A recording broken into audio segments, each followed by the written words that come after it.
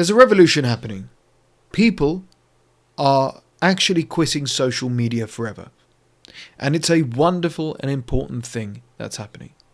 Because those who are awake, those who are leveling up through truth, are sick and tired of the bullshit. And if you're the sort of person that is sick and tired of bullshit, join my free community, where over 800 people are leveling up, no fluff, no nonsense, no BS.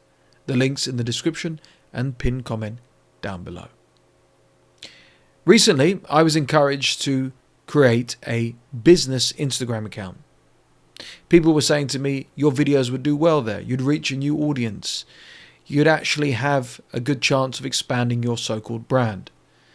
I was very apprehensive because a few years earlier, I deleted my personal Instagram for good and I never, ever looked back. But a moment of weakness said to me, okay, maybe I'll do it. I'll do some short form content on there. And within 4 weeks, I hated the algorithm. I hated the feed. I hated the DM. I hated the people that were on there. I hated how stupid it was. And I also hated the fact that friends and family found my brand who, in all honesty, have no idea that I'm on YouTube, despite being on here for 5 years, and started DMing me, and I just deleted it. It served no purpose. I hardly grew, which I don't really give a shit about. And it didn't provide any value. The way I provide value is through my community, where I write and create content and record videos and programs and so on. And on YouTube, where I speak for at least 10 minutes, maybe even longer sometimes. You're not going to get a TikTok Coach SCG video because it's not going to work, is it? I tried it, but it's not for me. And neither was Instagram. And I was growing, but who gives a shit? But that's the professional point of view. The reason I disliked it is because of the man it made me into. It pretty much shortened my attention span. It made me insecure. It made me very anxious. It made me question and doubt lots of things. And also, it made me stupid. When I refer to social media, largely I'm referring to the following websites and apps. Facebook, yep, that's still lingering around and people use it. Snapchat, would you believe it? That's still there. TikTok, which had a resurgence and massive growth in 2020 and has given birth to a brand new wave of influencer. And of course, Instagram. The one thing these apps and websites all have in common is, well, first of all, I think Facebook owns 2 or 3 of those. And secondly, they all are breeding grounds for narcissists. It's all about dancing, being stupid, and engaging stupidly as well. The doom scroll is described as somebody just scrolling endlessly with their thumb, wasting time, wasting life, not educating themselves, being nosy, browsing, perving if you're single or even if you're not single, and so on and so forth. What is the benefit and the return on investment to this? I'll tell you what, social media, especially those 4 websites and apps, is mental masturbation. No different to watching adult content, you are mentally masturbating with nonsense. And it's not just looking at sexy or provocative pictures as such, or people. It's all of the content. It's the memes. It's the strange victimhood posts. And like I said, it's the breeding ground for narcissists. The people who watch my videos and resonate with my content, my messages, the people who work with me, and the 800 plus members in my community, they hate narcissists. They hate extroverts. They cannot stand attention seekers. They cannot stand energy draining vampires. And yet, they still engage with social media. They still have an Instagram, despite hating it. They still use Facebook, and so on. And when I ask why they do, and why their mental health suffers as well, and their lives, they say the same answer that everyone who is unconsciously addicted to it says. I just don't know. If I don't have it, how will I connect with people? If I don't know this, then how will I know what's going on? I liken it very simply and very similarly to a toxic relationship. Let's say you are in a toxic relationship. I've been there, done it, got the t-shirt. Or a toxic workplace or any environment like that. We gaslight ourselves and manipulate ourselves to believe that we must stay. We'll say things like this. What if I stay single forever? What if I never meet anyone? What if I'm alone and I can't handle it? What if I never interact with another person again? What if this is my only chance to make it work?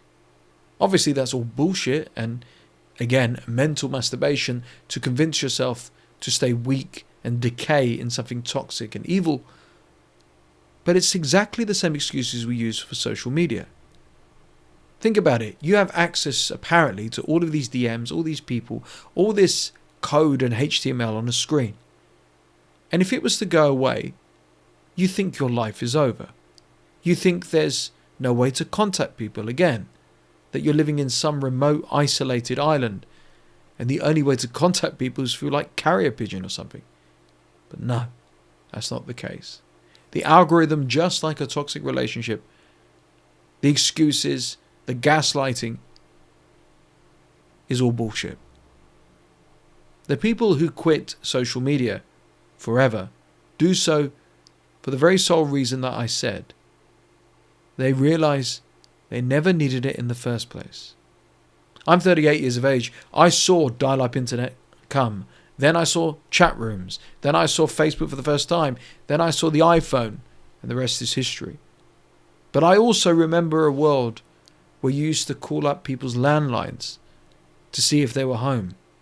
And if you wanted to meet up, you would hope and pray they would be at said places. Whilst everybody had mobile phones, they weren't as engrossed. Yes, texting for younger generations, but you were still present. You were still taking things in. And for the awakened, they realize that I'm in a toxic relationship with social media. The return on investment of a TikTok where young people are twerking and shaking their asses does nothing for me.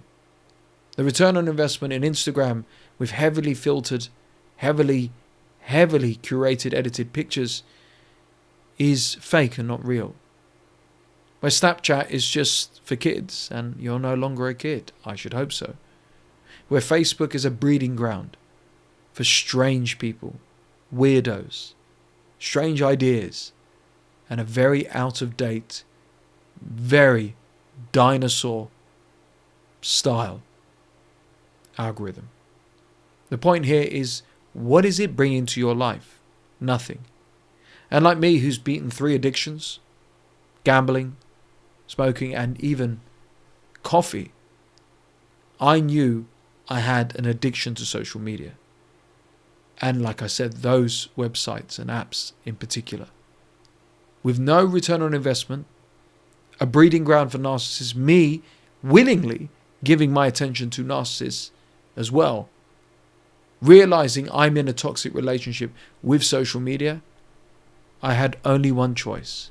It is the choice that I've told many people to do for years now on this channel. Physically, in relationships, workplaces, families, neighbors, friends, whatever. And it was to quit. It's to walk away. Now, when I encourage someone to walk away, especially from something toxic, I don't tell them to do it for a week and see what happens, or a month. I tell them to go cold turkey. I tell them to quit forever. And that's what I did. And that's what many other people are doing as well. Initially, like any relationship or anything toxic, there is anxiety and fear. Shit, I'm not as, active on my phone anymore. Who am I going to talk to? I'm alone with my thoughts. Good. Tap into those thoughts. Be acquainted with who you truly are. Push through that uncertainty. Then there's the doubt, then there's the grief, then there's the closure. The closure to wake up one day and realize you don't need to doom scroll. You don't need to check a status. You don't need to upload. You don't need to engage with these morons. Instead, you can actually engage with yourself, with nature, with a passion, with something meaningful.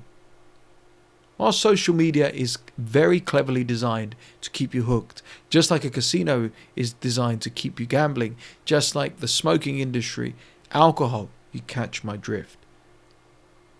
And let 90% of people stay hooked. But the 10% who are quitting aren't doing so, like I said, for just a little period of time. They're doing so forever.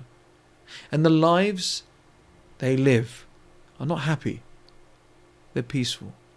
Their minds grow and are better. Their mental health dramatically and drastically improves. Their decision making, and a very underrated thing here, their boundaries are better. Back in the real world, because that's what happens when you unplug, when they engage with other people and situations that are toxic, difficult, or don't seem right for them, they politely and assertively say, sorry, that's not for me.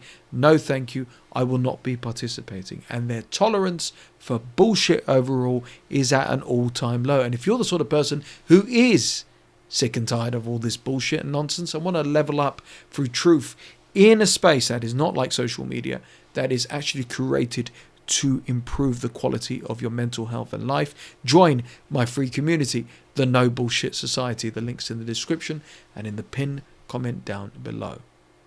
So, why have you quit social media forever? Better yet, how long have you quit social media for, and why?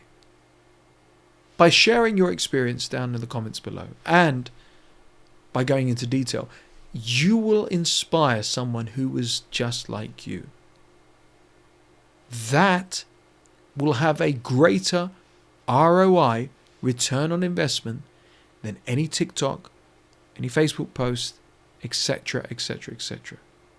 So help someone, inspire someone, share your truth, share your thoughts, give back, because the life that person will go on to live will be beautiful.